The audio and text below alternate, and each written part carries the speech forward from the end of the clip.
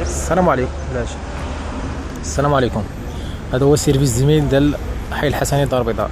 كما كتشوفوا معنا هنا مجموعه من السيارات كتساعد للقيام بدوره شرفيه.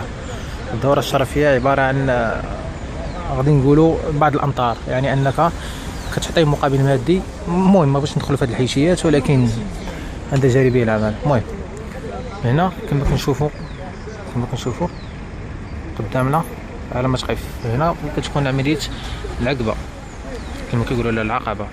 المهم هنا كنشوفوا مجموعه من السيارات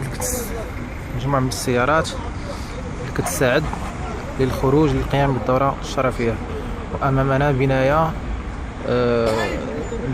عباره عن المهم البنايه في كتجرى عمليه التقويم الكتابي.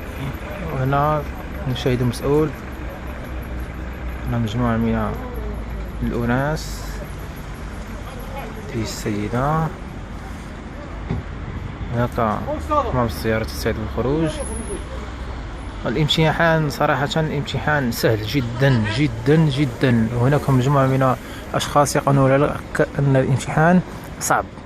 والله سهل.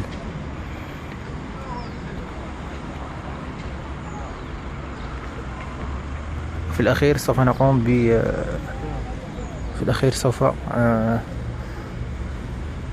نعم كما نشاهد مجموعة من أصحاب السيارة التعليم.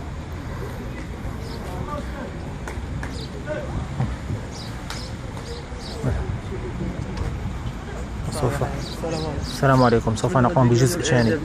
أتمنى من هذا الفيديو أن ينال إعجابكم. السلام عليكم ورحمة الله وبركاته.